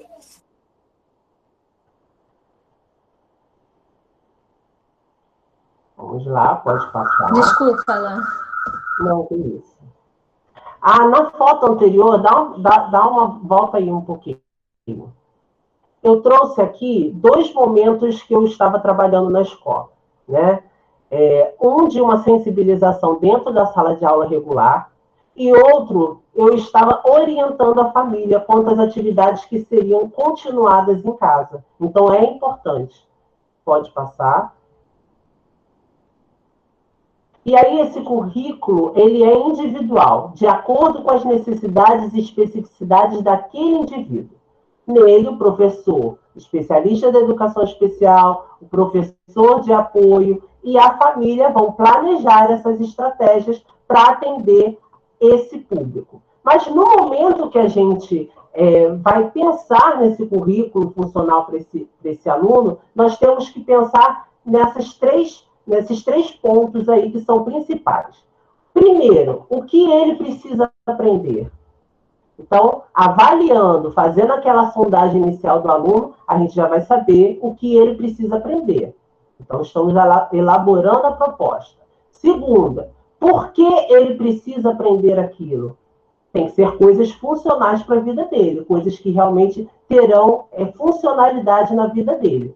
E depois, é importante para a sua vida autônoma? Isso vai ajudar ele, para ele viver a vida dele com autonomia? Também tem que levar isso em consideração. E, por último, como eu vou ensinar isso? Então, é importante trabalhar com essas questões com naturalidade, dando sentido a essas atividades na vida dele. Por exemplo, está dentro da escola, ele precisa aprender a fazer a higiene dele sozinho? Então, eu tenho que orientar tudo isso, né? Vamos lá lavar as mãos, é assim que faz, usa o banheiro, volta dando funcionalidade, mas de forma natural, no dia a dia desse aluno. Pode passar. E aí, existem 7 áreas a serem desenvolvidas e várias habilidades. Então, tem habilidades iniciais, que são as mais simples, como sentar, como aguardar. Muitas vezes o aluno chega, né, muito agitado na escola, e se a gente não conseguir isso de primeira, que ele sente, que ele aguarde, que ele se acalme, a gente não vai conseguir implementar nenhuma atividade acadêmica. Então, primeiro tem algumas habilidades iniciais. Depois, como naquele vídeo que a Garrolice apresentou para a gente, da Ellen, algumas habilidades de imitação são importantes fazer esse treinamento com o aluno. Habilidades de linguagem receptiva, de linguagem expressiva e depois acadêmicas. Então, é interessante trabalhar esse currículo funcional nesses níveis, dentro desses 7 níveis, para que a gente consiga fazer com que ele tenha um desenvolvimento mais coerente e mais correto para os nossos objetivos com ele. Então, tem as habilidades acadêmicas, que são as habilidades que realmente a escola vai trazer, e que é função da escola trazer também, as de autonomia e para os alunos que precisam de comunicação alternativa. E aí, infelizmente, eu não consigo trazer para vocês as atividades na prática. Mas pode passar, Betânia, por favor. Mas eu tenho um canal no YouTube onde eu fiz os vídeos de cada uma dessas habilidades e passando na prática cada uma dessas atividades, tá? Propondo atividades para cada uma dessas habilidades que eu trouxe para vocês. Então, quem quiser, né, quem tiver curiosidade de ver e compartilhar isso com o seu aluno e com o seu público, pode estar acessando lá, professora Alan Santos, que tem sobre cada uma dessas 7 habilidades a serem desenvolvidas com os alunos, as atividades. Eu não conseguiria trazer isso para vocês aqui agora, porque é um assunto muito amplo. Então, hoje, o que dá para fazer é realmente fazer uma introdução sobre o currículo funcional natural. Pode passar. E aí, a gente pensa, né? Eu pensei, provavelmente pode ter professores que trabalham com EJA.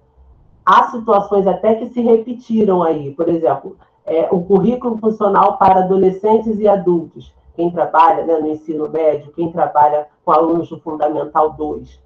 Garrolice deu um exemplo para a gente sobre o treinamento da assinatura. É fundamental para esse aluno. Ele precisa assinar o seu nome. Isso faz parte não só da identidade, mas como os direitos de cidadania dele, né, os direitos do sujeito, ele vai ter através da assinatura. Então, esse treinamento da assinatura é importante. O uso da tecnologia, fazer o uso do telefone, do software. O vídeo que nós vimos do cego, que a Garrolice trouxe para a gente, ele já faz o uso de aplicativos, já faz o uso de software, e isso pode ser treinado durante os atendimentos da sala de recursos e também com o professor. O uso do dinheiro, já que a gente está falando tanto de autonomia, e ele é um adolescente ou um adulto, né, está caminhando para a sua vida autônoma, o uso do dinheiro é importante trabalhar com ele. Cuidados com a medicação, ele precisa separar, diferenciar e aplicar, por exemplo, colírio. Se ele for uma pessoa diabética que precisa de injetável também, a gente também pode ajudar com essas atividades na escola com o AEE. E atividades em ambientes externos, ir com o aluno a restaurantes, a supermercados, a feiras, a lojas, isso tudo faz parte de um treinamento realmente para a vida dele. Uso de eletrodomésticos e eletrônicos em casa, lavar, secar, guardar louça, arrumar a mesa, arrumar a cama, cuidar da roupa, ao atravessar a rua, identificar o seu transporte público e fazer o uso corretamente. Uma vez eu fiz uma atividade assim, muito legal com os alunos, que nós pegamos um ônibus coletivo e fomos até um bairro, conhecemos, eles pagaram a passagem deles. Então, é importante fazer esse treinamento. E importante adaptar e etiquetar alguns objetos e aparelhos, né? Quando o Garrolice falou de ressignificar as escolas especiais, muitas dessas atividades aqui, elas não são possíveis na escola regular que nós conhecemos. Mas, de repente, nos centros de atendimento, elas cabem muito bem. Na sala de recursos, durante o atendimento, cabem muito bem. Pode passar, Betânia, por favor. E aí tem algumas fotos de atendimentos meus com o currículo funcional, né, trabalhando ali em cima questões de leitura escrita, com uma aluna autista, questão da higiene, visita a comércio com alunos, eu tinha esse aluno aí com baixa visão, e com alunos adolescentes, eles adoram essas atividades mais práticas, onde eles têm a vivência, porque geralmente os pais assumem tudo, você não tem competência para fazer, não deixa a criança fazer, e eles têm. Foi muito interessante essa atividade no supermercado, que a gente foi lá, e eu dei o dinheiro na mão deles e falei, olha, tem a lista aqui, vocês vão fazer essas compras vão se virar para pagar, eu quero ver se vocês vão ter o troco certo, e deu super certo, foi muito bacana essa atividade, são algumas experiências que eu trouxe aí para vocês. Pode passar.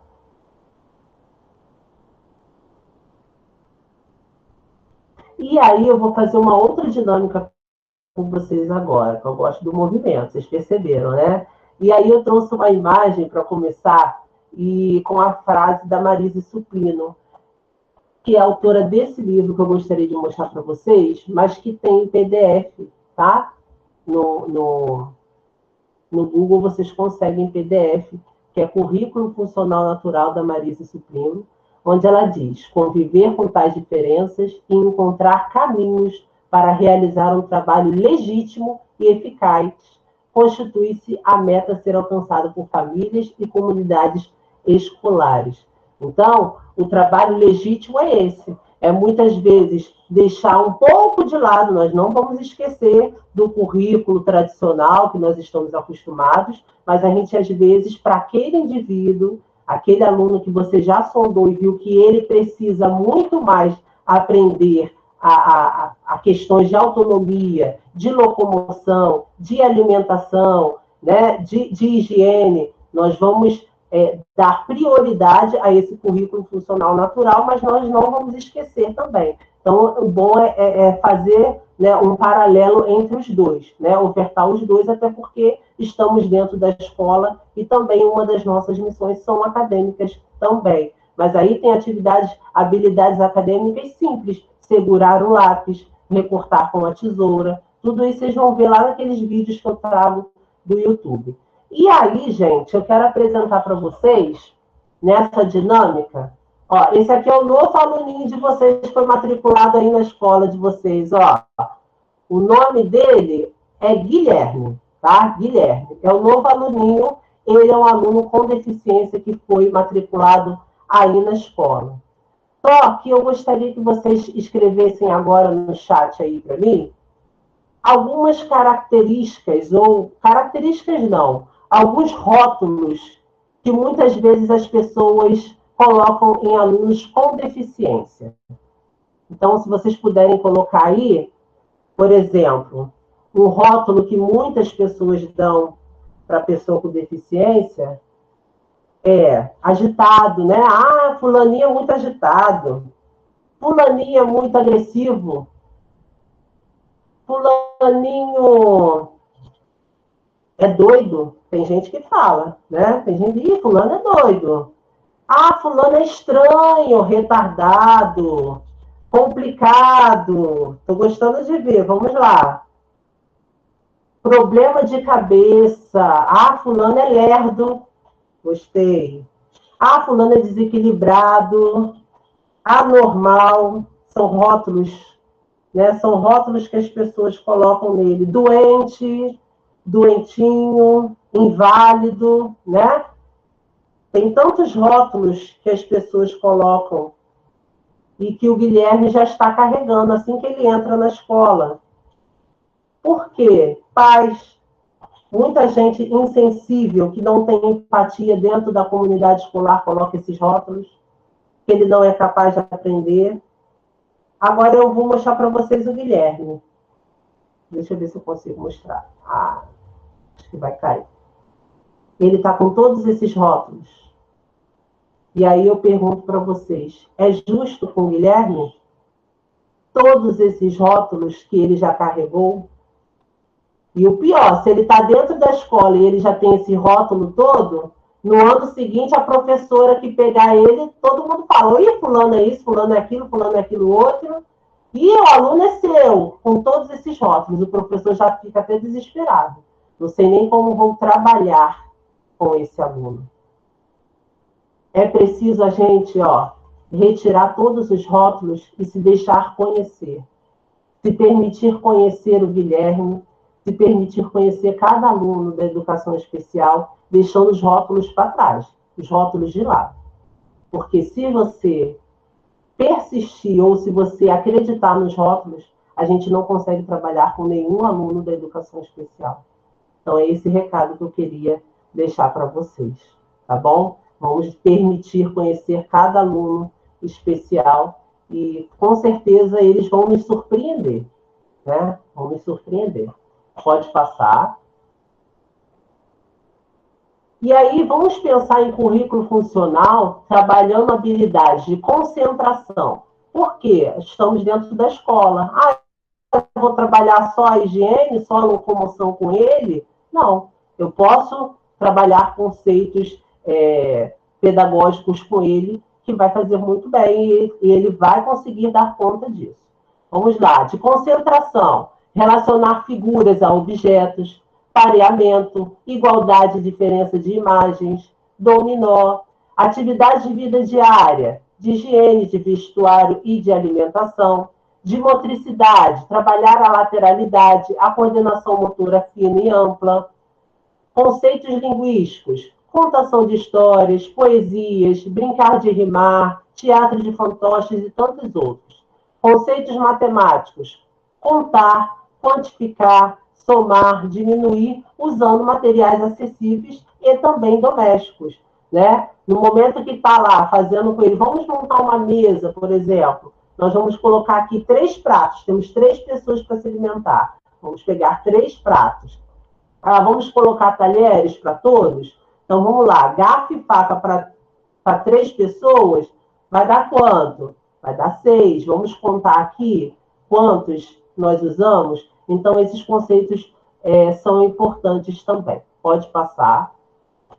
Gente, eu estou tentando ser muito rápido para dar conta, tá? Desculpem que eu não estou conseguindo fazer a minha fala redondinha do jeito que eu estou acostumado. E aí, eu vou trazer uma outra fala, o currículo oculto, né? Eu falei de currículo funcional, mas também preciso trazer esse conceito do currículo oculto. Ele representa uma dimensão implícita do processo educacional e não mensurável e informal.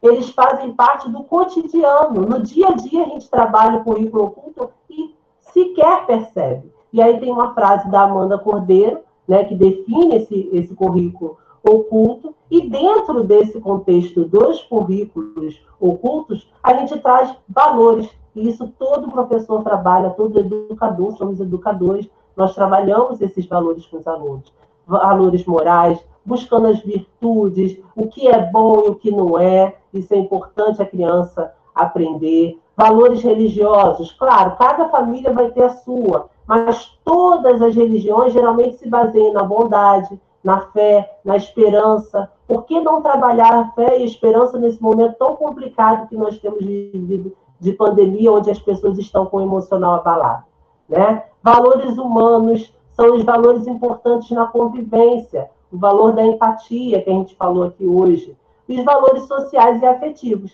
que mesmo durante esse momento, né, de isolamento que nós temos vivido, nós podemos fortalecer, né, mesmo à distância, esses vínculos de amizade, de amor, de prazer interpessoal, ligando para o seu aluno, conversando, perguntando à família se está tudo bem. Isso tudo é um valor social e afetivo importante.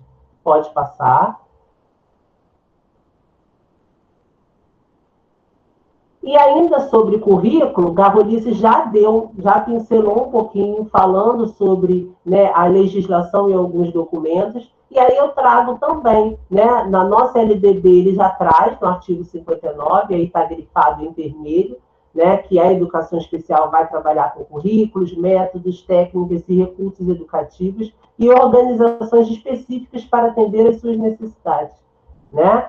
A resolução número 4, que são as diretrizes operacionais do AEE, também traz lá, né? O AEE tem como função complementar a formação do aluno com recursos de acessibilidade e estratégias que eliminem as barreiras para a sua plena participação na sociedade e desenvolvimento da sua aprendizagem. E aí, se a gente pensar em plena participação na sociedade, tem a questão da autonomia que o currículo funcional traz para nós, né?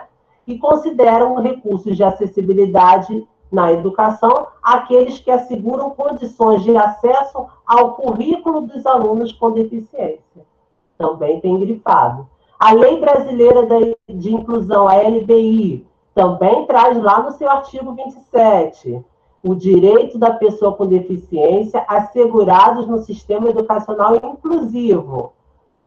Fazendo o quê? Alcançando o máximo do seu desenvolvimento possível, de seus talentos, habilidades físicas, sensoriais, intelectuais e sociais, segundo suas características, interesses e necessidades de aprendizagem. O currículo funcional ele vai trabalhar dentro da necessidade do aluno, que ele precisa aprender, né?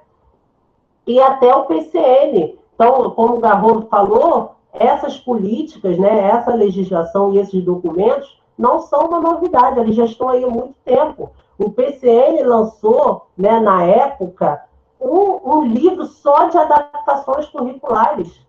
Então, lá em 97, a gente já tinha esse documento sobre adaptações curriculares. E a escola, até hoje, teme em fazer esse currículo funcional, né? E aí o PCN fala, né, faz necessário prever flexibilizações e adaptações curriculares que considerem o significado prático e instrumental, né, em consonância com o projeto pedagógico da escola. Pode passar.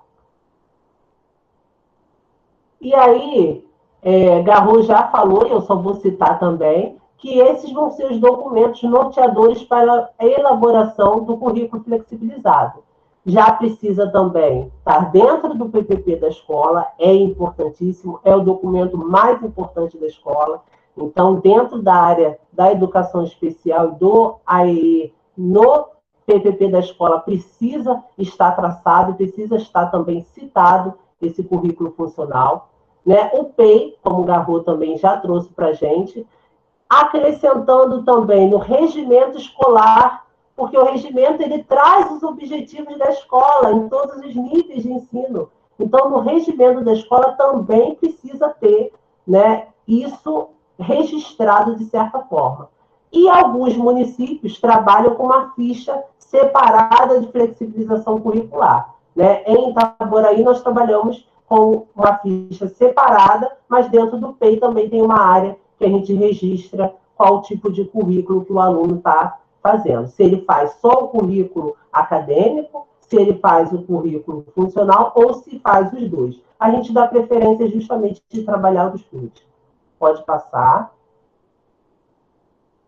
E aí eu trago uma poesia da Lara Orlow, que diz assim: procura-se urgentemente alguém que acredite na inclusão, alguém que esteja aberto a incluir, a abrigar, a abraçar, a acolher, que seja disposto a abrir oportunidades, que tenha boa vontade para estimular as habilidades de outro e que queira perceber as potencialidades de outro alguém, que seja humano, alguém que veja além das máscaras, que consiga acreditar no outro e que acredite em si mesmo, alguém que queira assumir desafios, que não tenha medo das diferenças, mas que seja diferente, que não acredite em barreiras e que não aceite limites.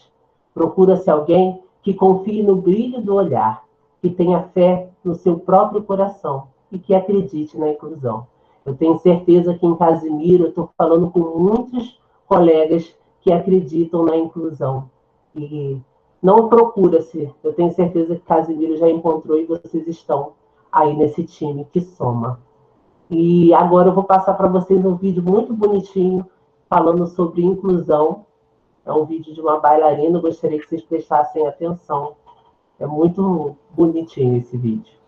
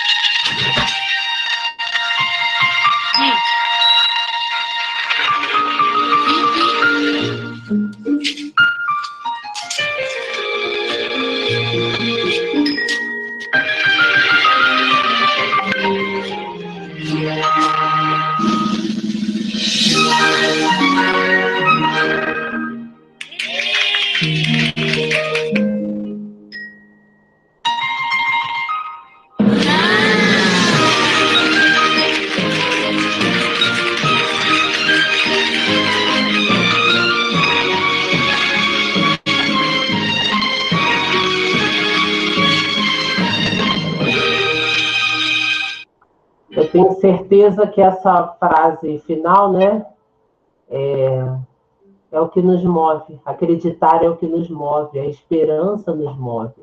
Eu tenho certeza que vocês acreditam na inclusão e se movimentam. Isso faz com que a gente realmente aprenda e a gente consiga crescer, não só profissionalmente, mas como ser humano, né? Pode passar. E, gente, eu trago também uma frase para definir o momento que nós estamos vivendo. O nosso patrono da educação brasileira, Paulo Freire, eu brinco, sempre quando eu falo dessa frase, eu brinco que ele foi um bruxo, porque ele meio que previu tudo isso que a gente está passando hoje, né? Com todo respeito, tá, Paulo Freire? Ele diz assim: quando o homem compreende a sua realidade, ele pode levantar hipóteses sobre o desafio dessa realidade e procurar soluções. Nós passamos por uma pandemia desde março e a gente tentou, até hoje, muita gente está tentando compreender a realidade, o que nós estamos passando.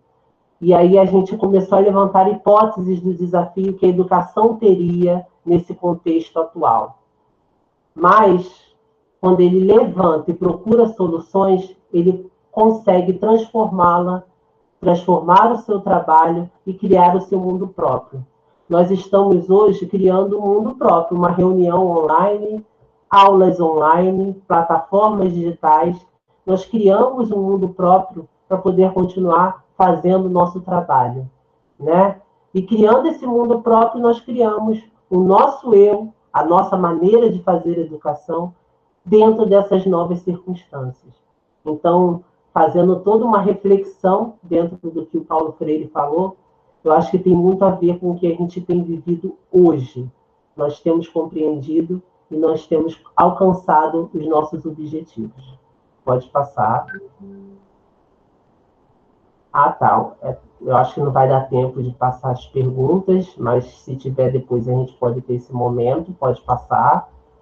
Só para finalizar, eu gostaria de convidá-los, né? Tem aí meu contato, Alan Santos, e eu tenho uma página no Facebook onde eu coloco muitas concepções, um pouco dessa meu lado de filosofar em cima de reflexões, compartilho material e também muitas ideias e propostas de trabalho na AE, inclusive esses vídeos de currículo funcional também estão nessa página do Facebook. Então, quem quiser curtir a página, esteja convidado. Muito obrigado novamente, tá bom, a Betânia, a Garrolice. Eu estou muito feliz de passar essa tarde com vocês.